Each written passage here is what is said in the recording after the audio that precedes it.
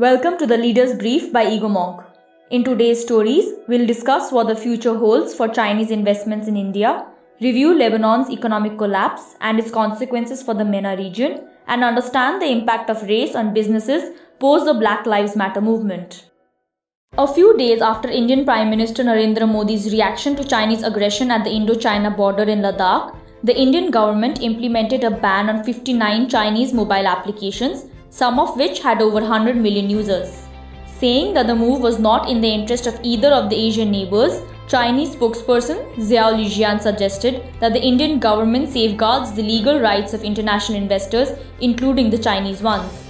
India's response has been mixed, with some hailing the government decision and others criticizing it as mere eyewash, since they believe the number of Indian businesses dependent on Chinese investments and products is too large to compromise. However, with strong nationalistic sentiments at play and government intervention that was in line with the public mood of discouraging trade with China, the majority of India's projected 800 million users may prefer downloading Indian applications from their mobile stores.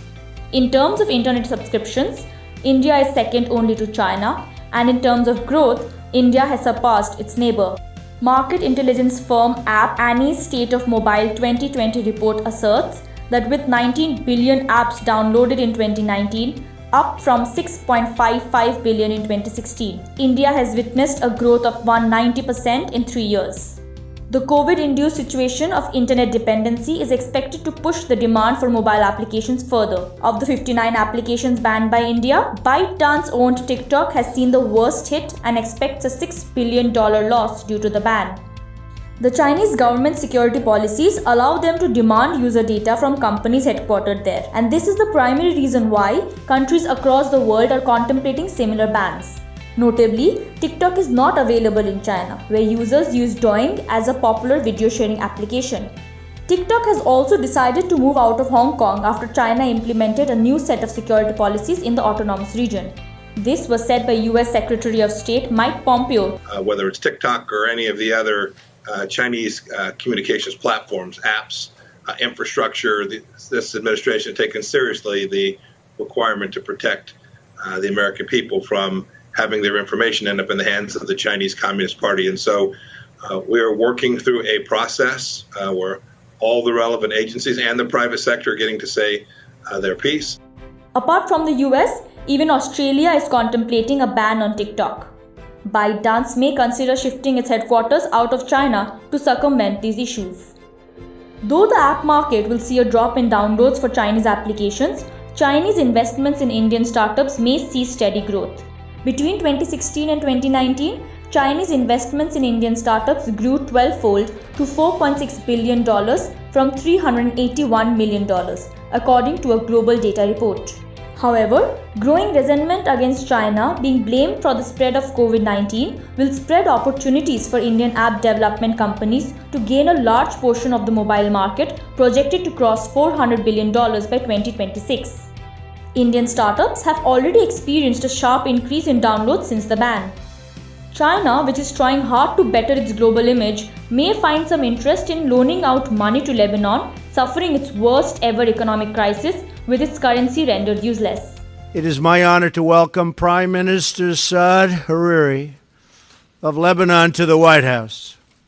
The Prime Minister and I have just concluded an extensive conversation about the challenges and opportunities facing Lebanon and its neighbors.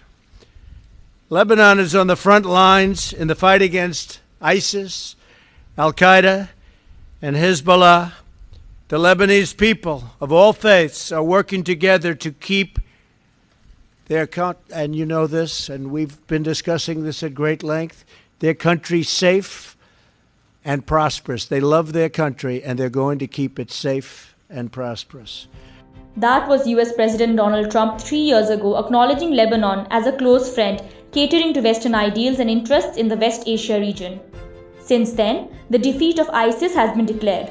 The fight against terrorism sparked by the 2001 World Trade Center attack has almost completed its cause in the region, and despite being a militant political group, Hezbollah continues to exert influence in Lebanese governance.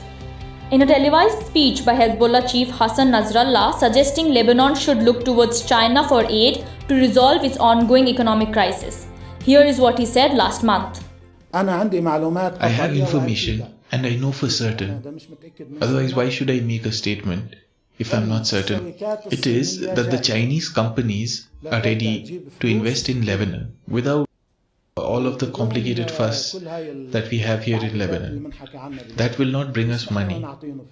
They will bring money into this country.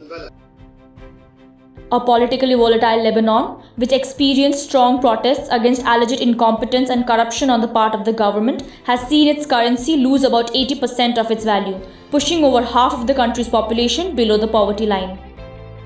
The country is seeking a $10 billion economic bailout from the International Monetary Fund, which expects the country's debt to GDP ratio to touch 180% by 2023. Presently, differences between political parties have put a stalemate on policy decisions by the government. Adding to the downfall, which economists believe started several years ago, is travel restrictions imposed by the COVID pandemic. In an interview with CNBC, Angus Blair of the American University in Cairo analyzed the present situation.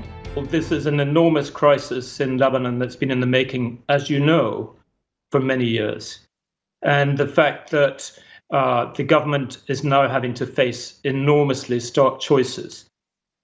It's not going to be easy because the body politic in Lebanon is totally intertwined in all commercial activities. And the IMF is probably having to not just grasp the nettle, but being more firm, I think, than it might normally be in other countries with such economic stress.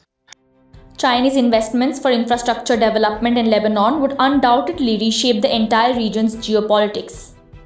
Presently, a lot of US firms are restructuring their businesses towards more racial inclusiveness after global outrage over the killing of an unarmed black man, George Floyd, by a policeman rekindled the Black Lives Matter movement.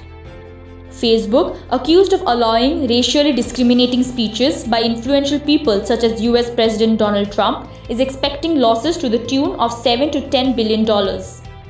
Companies such as Starbucks and Coca-Cola have decided to stop all ad spending on social media platforms as part of the Stop Hate for Profit campaign. Other social media giants like Twitter are also facing the brunt of the attack. The protests also sparked growing support from consumers and businesses towards establishments owned by people from the black community. Facebook itself had pledged $200 million to support businesses and organizations owned by the black community in the US. It had earlier announced that the company would commit $10 million to groups working on racial justice. The Bank of America also pledged a sum of $1 billion to be spent over the next 4 years towards racial and economic equality. According to a Brookings Institution report, only about 2% of the 5.7 million US firms were black-owned in 2017. In a special 2020 event, Apple CEO Tim Cook said that the company had pledged $100 million towards the company's racial justice and equality initiative. The Black Lives Matter movement is gradually making racial equality an essential criterion for gaining brand support and trust from consumers. That is all for today. Thank you for listening. Tune in to Egomong to stay updated on latest happenings and their impact on global trade, technology, and innovation. Egomong helps you make sense of change. We are a global intelligence platform delivering asymmetric outcomes by bringing organizations closer to the communities they want to serve and the leaders they wish to influence. Visit our website insights.egomong.com, which is spelled insights.egomonk.com, to subscribe and make better and faster decisions today. If you wish to collaborate with us, then please email us at contact@egomong.com.